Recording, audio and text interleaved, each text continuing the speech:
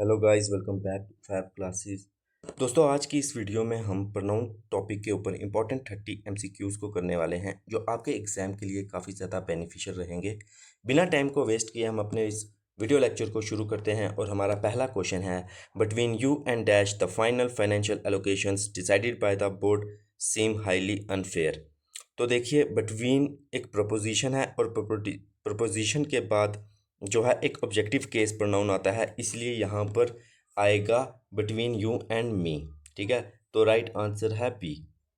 Okay, तो question number 2 की ओर बढ़ते हैं। हमारा क्वेश्चन नंबर 2 है, every accountant and assistant must complete dash assigned ledger verifications before leaving.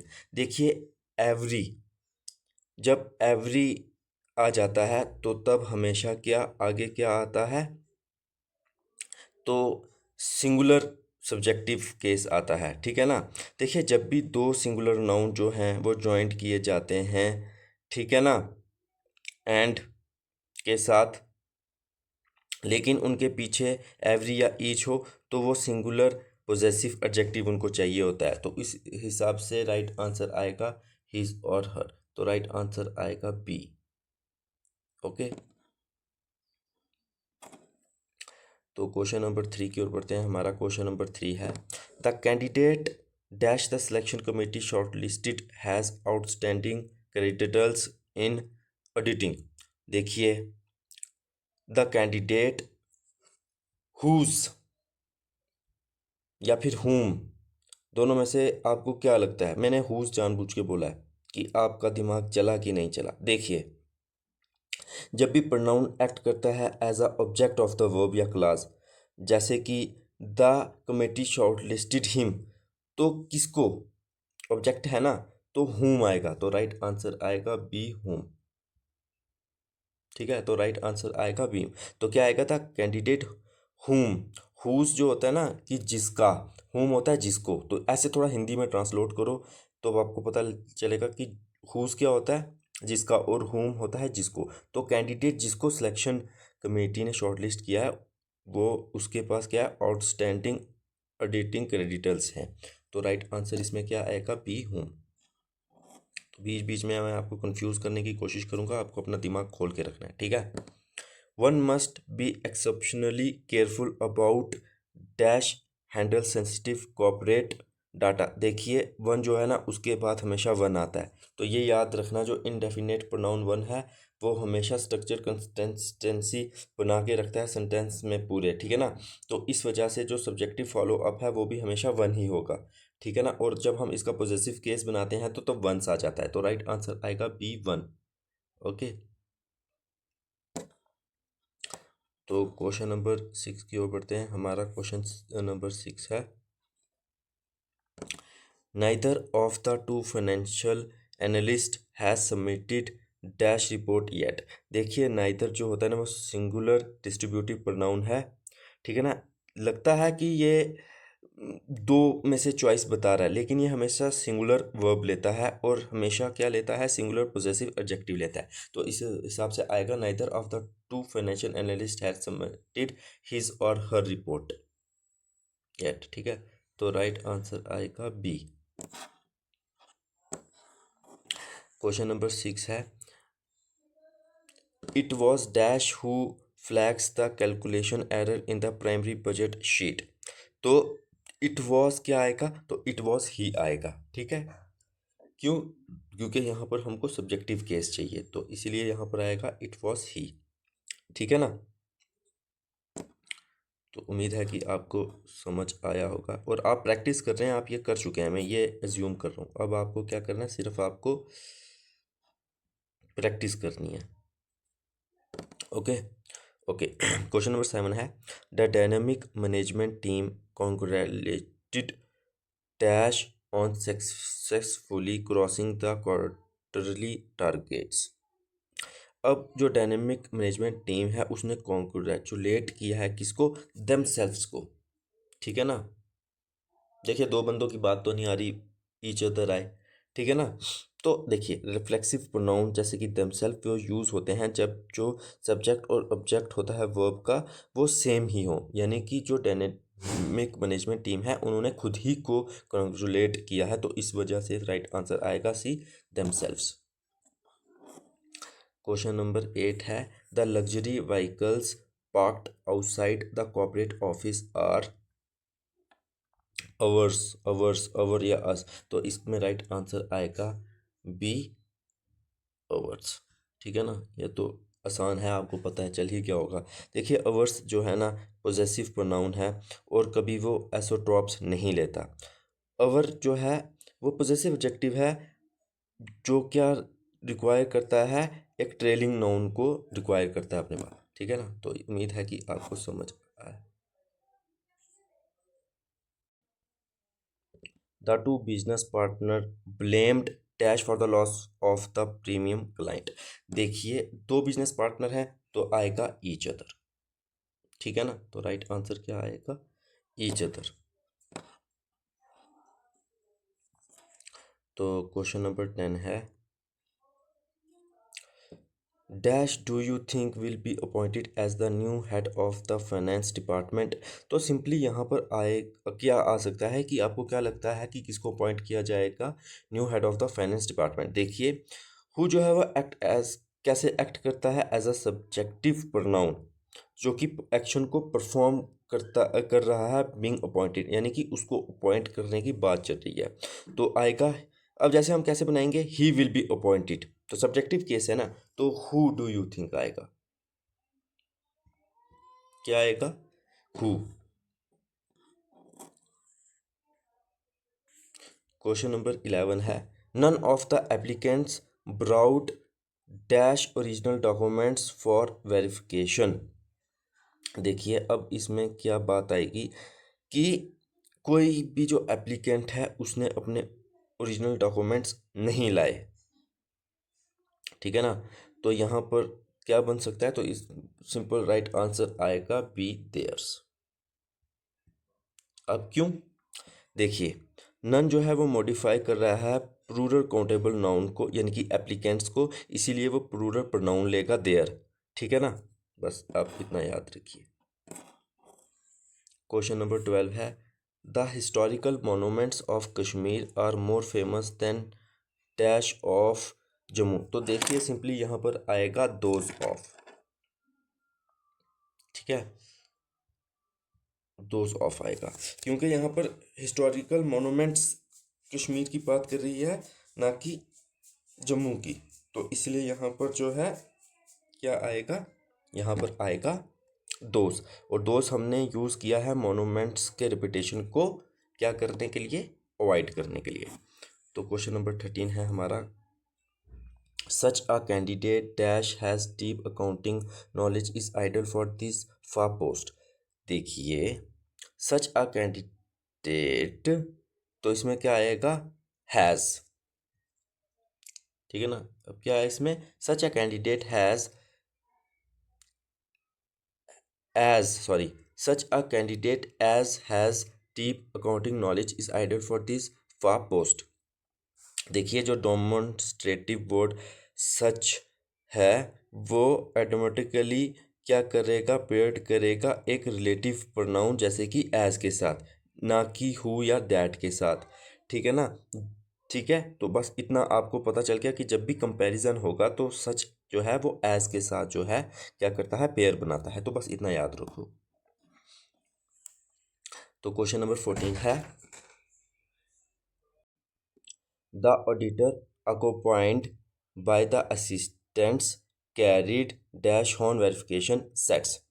देखिए अब अकोपॉइंट के बाद के हमें नहीं देखना कि क्या जो है नाउन है, हमें पहला देखना है, और पहला क्या है, तो ऑडिटर है, तो ऑडिटर के हिसाब से आएगा हिज। ठीक है, क्या आएगा, हिज, तो राइट आंसर आएगा बी, हिज। देखिए फ्रेजेस जैसे कि अकोपॉइंट बाय, एज वेल एज और अलोंग विद, ये जो है ना चेंज नहीं करते हैं number of true singular subjects, जो कि पहला था ऑडिटर, इसीलिए सिंगुलर प्रोनाउन जो है हम उसको यूज़ करेंगे। ठीक है, तो राइट आंसर जो था हमारा हिज था। अब क्वेश्चन नंबर 15 की ओर बढ़ते हैं। हमारा क्वेश्चन नंबर 15 है, he is the most brilliant content reviewer dash I have ever encountered. देखिए जब भी ऐसा कुछ आ जाए ना, जैसे मोस्ट ब्रिलियंट या सम, ठीक है ना, तो तब हम क्या यूज़ करते हैं, तो तब हम सिंपली कौन सा रिलेटिव प्रोनाउन यूज़ करेंगे, तो तब हम करेंगे डैट। ठीक है ना, हु या हुम नहीं, तो ये याद रखना आप। क्वेश्चन नंबर 6 है, let you and dash collaborate on compiling the 500 history marathon MCQ series. अब देखिए लेट यू एंड आ गया ना, तो यू क्या ऑब्जेक्टिव केस आ गया। ठीक है ना, देखिए लेट जो है वो एक ट्रांजिटिव वर्ब है जो कि ऑब्जेक्ट जिसको चाहिए होता है, ठीक है ना, ऑब्जेक्टिव केस में। तो इस हिसाब से यहाँ पर क्या आ जाएगा, यहाँ पर आ जाएगा लेट यू एंड हिम या फिर मी। ठीक है ना, कुछ भी हो सकता है, लेट यू एंड हिम या लेट यू एंड मी, कुछ भी आप लगा सकते हैं। याद रखना आपको ऑब्जेक्टिव केस आएगा, ही एंड आई नहीं आएगा। तो क्वेश्चन नंबर 17 है हमारा, the several balance discrepancies are clear but dash wants to take responsibility. अब क्या आएगा, तो जो कंस्ट्रक्टिव कंजक्शन है बट वो इंडिकेट कर रहा है शिफ्ट। ठीक है ना, कि भाई एक शिफ्ट आ रहा है सेंटेंस में, और जो एरर्स हैं वो ऑब्वियस हैं, लेकिन कोई भी जो है ब्लेम नहीं लेना चाहता, तो आएगा नो वन। ठीक है ना, no one want to take responsibility.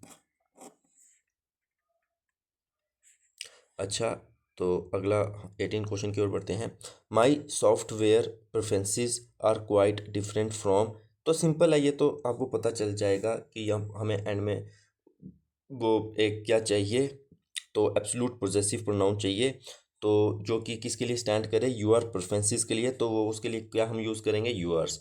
तो राइट आंसर आएगा बी। तो क्वेश्चन नंबर 19 है हमारा, the dynamic local population is working hard to rebuild dash village infrastructure. तो जो डायनामिक लोकल पॉपुलेशन है, तो वो प्लूरल है ना। ठीक है ना, देखिए जब भी कलेक्टिव नाउन परफॉर्म करता है सेपरेट पर्सनल फिजिकल एक्शन, जैसे कि वर्क करना या किसी का अलग ओपिनियन होना वट एवर, तो हमेशा वो उसको हम ट्रीट प्लूरल ही करते हैं, तो वो हमेशा प्लूरल फिर आगे फॉर्म भी लेगा, तो इस हिसाब से आएगा देयर्स। ओके, तो क्वेश्चन नंबर 20 है, this is the exact same digital graphic tablet dash was used in yesterday's live session. देखिए मैंने पहले भी बताया, जब सेम हो, सच हो, तो हम क्या यूज़ करते हैं, तो हम सिंपली डैट रिलेटिव प्रोनाउन को यूज़ करते हैं। तो राइट आंसर आएगा बी, डैट। ओके, तो क्वेश्चन नंबर 21 की ओर बढ़ते हैं। हमारा क्वेश्चन नंबर 21 है, the assistant accountant is much more mathematically proficient than. तो असिस्टेंट अकाउंटेंट सब्जेक्टिव केस है, हमें बाद में भी सब्जेक्टिव केस चाहिए, तो यहाँ पर आना चाहिए देन आई एम, तो मतलब कि देन आई, तो राइट आंसर आएगा बी। समझ आई। क्वेश्चन नंबर 22 है, any candidate who falsifies dash certificates will be permanently black listed. देखिए एनी आ गया ना, मतलब कि एनी जो है वो कंबाइंड हो रहा है सिंगुलर रिलेटिव क्लॉज एंकर के साथ, जैसे कि कैंडिडेट, कैंडिडेट्स तो नहीं ना, कैंडिडेट है, तो इस वजह से वो ऑपरेट कर रहा है as a singular generic subject, और वो अपने बाद जो है सिंगुलर ही आगे फिर प्रोनाउन भी लेगा, तो क्या लेगा, हिज या हर, तो राइट आंसर आएगा बी। तो क्वेश्चन नंबर 23 है, it was highly unexpected of. देखिए अब क्या आ रहा है, एक प्रोनाउन जो कि मॉडिफाई कर रहा है जेरेंट नाउन को, जैसे कि अराइविंग। ठीक है ना, तो वो भी पोजेसिव केस में ही होना चाहिए। ठीक है ना, तो क्या है, it was highly unexpected of him arriving so late to the physical verification drive. तो हमें ये पता होना चाहिए कि कहाँ हमें ऑब्जेक्टिव केस लेना है, कहाँ हमें सब्जेक्टिव केस लेना है, ठीक है ना। आपने रूल पढ़े होंगे, आप प्रैक्टिस कर रहे हैं, मुझे ये उम्मीद है। Okay, all the ledger files dash were stored in the electronic safe have been compromised, ठीक है ना। देखिए all the files which that who context या सिंपली आएगा that. all the files all the ledger files that were stored in the electronic safe have been compromised, ठीक है ना। देखिए जब भी कोई सेंटेंस स्टार्ट होता है क्वांटिफायर ऑल के साथ, डैट जो है वो ग्रामेटिकली मैंडेटेड होता है रिलेटिव प्रोनाउन के लिए, जब हम किसी थिंग्स या ऑब्जेक्ट की बात करें, ठीक है ना।